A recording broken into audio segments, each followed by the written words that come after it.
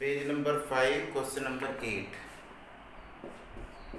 Page number 5 है, question number है 8। इन्हों का एक्सप्लेन करना नाले दा कल दी रिवीजन हो जाएगी, जो 2 दिन पढ़े एक बार रिवाइज हो जाएगा। Page number 8, page number 5 question number 8। Mass of a body given है, what is mass? 5.05 gram.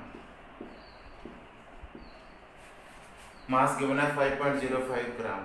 1.5 cc occupy. Volume given है 1.5 cc। What is cc? cc का मतलब होता है सेंटीमीटर क्यूब। सो cc की फुल फॉर्म होती है सेंटीमीटर क्यूब। c मतलब सेंटीमीटर, c मतलब क्यूब। पहले c का मतलब सेंटीमीटर है, अगले c का मतलब क्यूब है। सो cc की फुल फॉर्म होती है सेंटीमीटर क्यूब। सो 1.5 cc है, cc का मतलब centimetre cube. 1.5 centimetre cube. So what is cc? cc means centimetre cube. हम दोनों मास भी गिवन है, वॉल्यूम भी गिवन है। Next, find its density bye consideration the significant figures.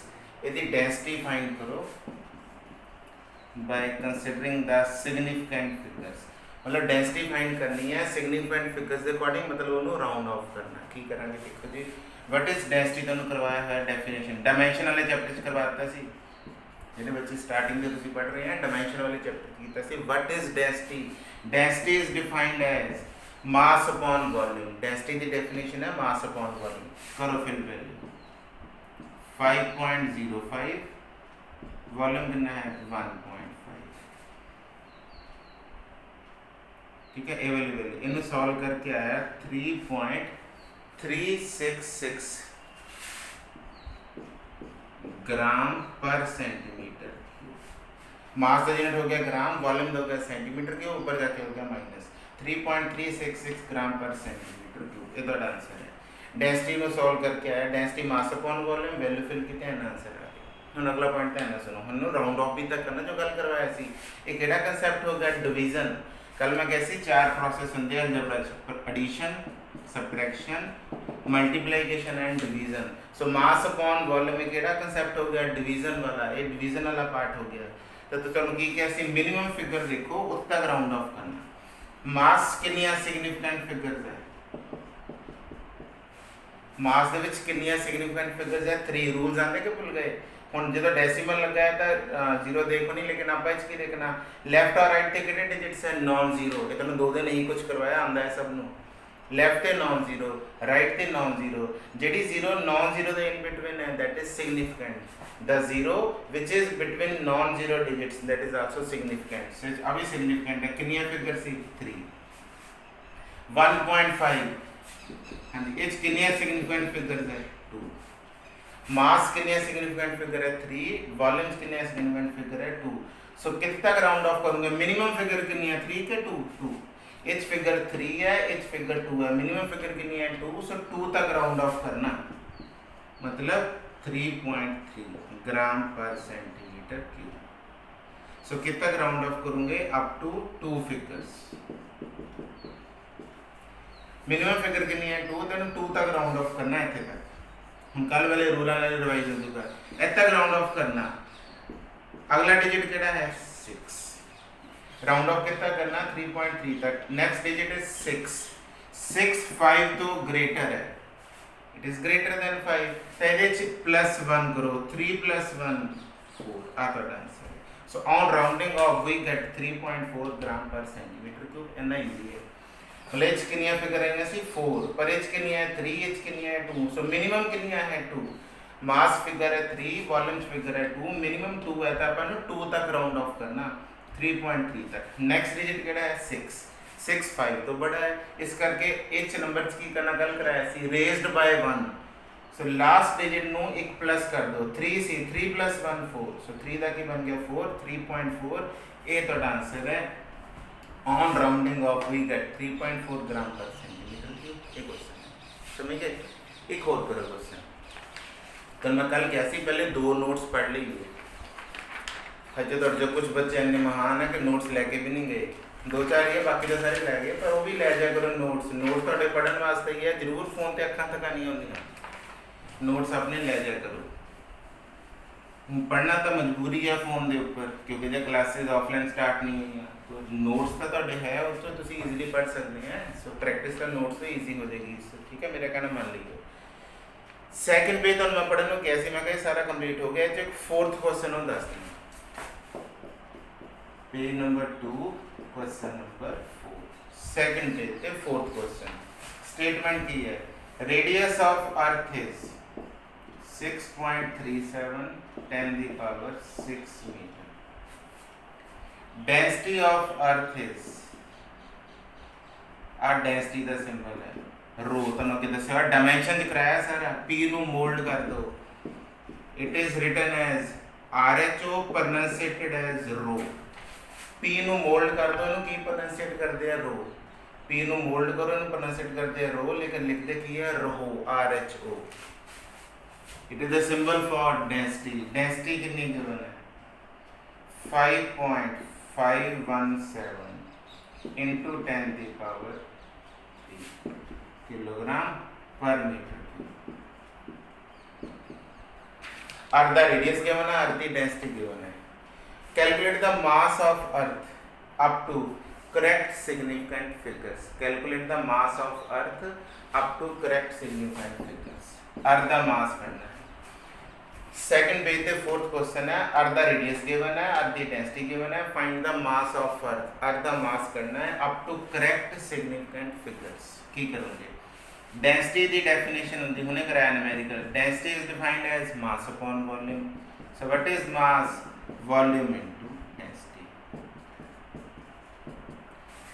Density दी डेफिनेशन है मास अपॉन वॉल्यूम, ऐसे करना मास क्रॉस मल्टीप्लाई करो। So what is mass? Volume into density.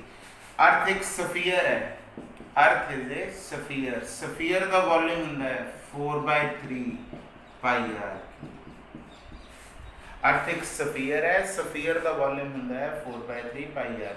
Earth एक स्फीयर है, स्फीयर का volume 4/3 pi r cube into density. Volume into density is called मास। करो जी, सारी वैल्यूज फिल करो। 4/3 व्हाट इज पाई? 22/7। पाई की वैल्यू होती है 22/7 या 3.14, जो तुम्हें सही लगता है। आर क्यू, आर ਤੁਹਾਡੇ सामने है, आर क्यू 6.37 10 ਦੀ ਪਾਵਰ 6 ਦਾ ਆ ਗਿਆ क्यू इनटू डेंसिटी, वो भी ਤੁਹਾਨੂੰ गिवन है 5.517 10 ਦੀ ਪਾਵਰ 3।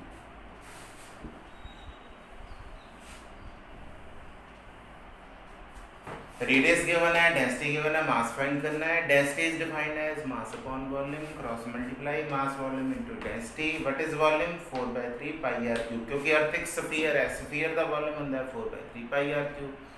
4/3 पाई ਦੀ ਵੈਲਿਊ 22/7, r ਦੀ ਵੈਲਿਊ ਫਿਲ ਕਰੋ, ਡੈਂਸਿਟੀ ਫਿਲ ਕਰੋ। ਇਹ ਸਾਰੇ ਨੂੰ ਸੋਲਵ ਕਰਕੇ ਸਾਡੇ ਕੋ ਆਏਗਾ on solving we get the answer है 5.97401 10 ਦੀ ਪਾਵਰ 24 सो सॉल्व करके आया 5.9740। इन्हों पूरे ने सॉल्व करके इन्ना आ गया, लेकिन हम तारा क्वेश्चन है इन्हों करेक्ट फिगर तक सॉल्व करना। ये तो आंसर आ गया, व्हाट इज मास पता लग गया, लेकिन अप टू करेक्ट फिगर दी वैल्यू कितनी होगी? Up to correct significant figures की करेंगे? फिगर्स काउंट करो। तो मैं करवाया हुआ जो बच्चे जिन्होंने 2 दिन लगातार क्लास लगाई है, उन्होंने बच्चों मैं कह रही हूँ सबनों आता है, मतलब तो मैक्सिमम सारे बच्चों में आता है। सो फिगर्स काउंट करो। मैं क्या सी 10 की पावर का कोई रोल नहीं होता। 10 की पावर चाहे प्लस है चाहे माइनस है, इट कैन बी इग्नोर्ड। हम तुम इग्नोर कर सकते हैं क्योंकि उसका कोई रोल नहीं है फिगर ऑफ सिग्निफिकेंट फिगर के विच। 10 की पावर प्लस है या माइनस है, कोई भी इग्नोर कर दो। डिजिट्स काउंट करो। रेडियस कितने सिग्निफिकेंट फिगर है? 3।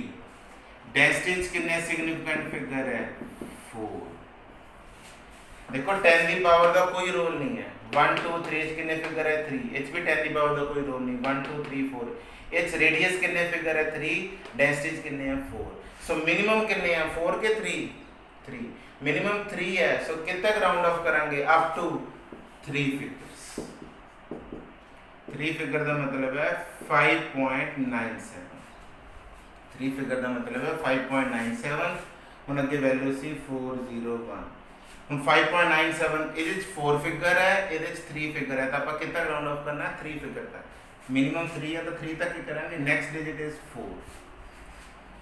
ਹੁਣ 4 ਹੈ, 4 5 ਤੋਂ ਛੋਟਾ ਹੈ, ਤਾਂ 7 ਚ ਕੀ ਆਣਾ, ਨੋ ਚੇਂਜ। 7 ਨੂੰ ਕੀ ਲਿਖਣਾ 7। ਜਿਹੜਾ 4 ਹੈ मतलब 3 डिजिट तक ਇਹ 'ਚ ਕਿੰਨੀਆਂ ਫਿਗਰ ਹੈ 4, ਇਹ 'ਚ ਕਿੰਨੀਆਂ ਫਿਗਰ ਹੈ 3। ਆਪਾਂ ਨੂੰ 3 ਤੱਕ ਰਾਉਂਡ ਆਫ ਕਰਨਾ ਕਿਉਂਕਿ ਮਿਨੀਮਮ ਕਿੰਨੀ ਹੈ 3, ਮਿਨੀਮਮ 3 ਹੈ ਤਾਂ 3 ਤੱਕ ਰਾਉਂਡ ਆਫ ਕਰੂੰਗਾ ਇੱਥੇ ਤੱਕ। ਅਗਲਾ ਡਿजिट देखो ना 4, 4 5 ਤੋਂ ਛੋਟਾ ਹੈ ਤਾਂ 7 'ਚ ਕੀ ਆਣਾ, नो चेंज। 7 ਦਾ ਕੀ ਰਹਿ ਜਾਣਾ 7। सो व्हाट इज मास 5.97। ਹੁਣ 10 ਦੀ ਪਾਵਰ ਨਾਲ ਲਿਖਣੀ ਪੈਣੀ, ਇਹ ਥੋੜਾ ਬੋਲਣਾ ਨਾ ਛੋਟਾ ਲਿਖ ਦੂੰਗੇ। ਆ ਤੁਹਾਡਾ ਆਂਸਰ 10 ਦੀ ਪਾਵਰ ਦਾ ਕੋਈ ਰੋਲ ਨਹੀਂ ਹੈ, ਪਰ ਉਹਦੀ ਸੈਂਸ ਤਾਂ ਠੀਕ ਨਿਕਲੇ। ਹੁਣ ਐਨੀ ਵੱਡੀ ਵਾਰ ਤੁਸੀਂ 5.97 ਥੋੜਾ ਨਾ ਛੱਡ ਦੋਗੇ। 10 ਦੀ ਪਾਵਰ ਕਿੰਨੀ ਸੀ 24, ਉਹ ਨਾਲ ਲਿਖਣਾ ਪੈਣਾ। ਜਿੰਨੀ ਵੀ ਪਾਵਰ ਹੈ ਨਾਲ ਲਿਖੂੰਗੇ ਤਾਂ ਕਿ ਸੈਂਸ ਠੀਕ ਨਿਕਲੇ ਕਿ ਉਹ ਵੈਲਿਊ ਉਨੀ ਹੈ ਤਾਂ ਹੈ, ਨੀਅਰ ਅਬਾਊਟ ਤਾਂ ਹੈ। ਸੋ 3 ਫਿਗਰ तक ਇੱਥੇ ਕੀ ਆਏਗਾ 5.97। 4 5 ਤੋਂ ਛੋਟਾ ਹੈ, ਇਸ ਕਰਕੇ 7 ਕੀ ਹੈ ਨਾ नो चेंज। 3 डिजिट आ गए, तक लिख हो गया। इनटू 10 ਦੀ ਪਾਵਰ ਜੋ ਹੈ ਨਾਲ ਲਿਖਣਾ ਪੈਣਾ, ਚਾਹੇ ਤਾਂ ਕੋਈ ਰੋਲ ਨਹੀਂ ਹੈ, ਇਹ ਕਿਹੜਾ ਕੰਸੀਡਰ ਹੋਣੀ, ਪਰ ਨਾਲ ਲਿਖਣੀ ਪੈਣੀ ਤਾਂ ਉਹਦੀ ਵੈਲਿਊ ਤੁਹਾਨੂੰ ਨੀਅਰ ਅਬਾਊਟ ਵੈਲਿਊ ਮਿਲ ਸਕੇ, ਉਹਦੀ ਸੈਂਸ ਠੀਕ ਨਿਕਲੇ। ਸੋ दैट इज द मास। ਆ 3 डिजिट आ गए, 10 ਦੀ ਪਾਵਰ ਨਾਲ ਲਿਖਣੀ ਪੈਣੀ, ਚਾਹੇ ਤਾਂ ਕੋਈ ਰੋਲ ਨਹੀਂ ਹੈ, ਪਰ ਤੁਹਾਨੂੰ ਨਾਲ ਲਿਖਣਾ ਪਏਗਾ। So that is the mass up to 3 correct figures, 3 significant figures ਤੱਕ ਇਹ ਮਾਸ ਦੀ ਵੈਲਿਊ ਹੈ। ਇਹ ਦੋ ਕੁਐਸਚਨ ਇਸ ਕਰਕੇ ਕਰਵਾते हैं कि ਤੁਹਾਡੇ ਜਿਹੜੇ 2 ਦਿਨਾਂ ਦਾ ਕੰਮ ਹੋਵੇ ਰਿਵਾਈਜ਼ ਹੋ। ओके अगे होर भी पढ़ी जावांगे डेली ਆਪਾਂ, लेकिन ਹੁਣ नेक्स्ट टॉपिक शुरू करिए एरर, वो करवाएंगे।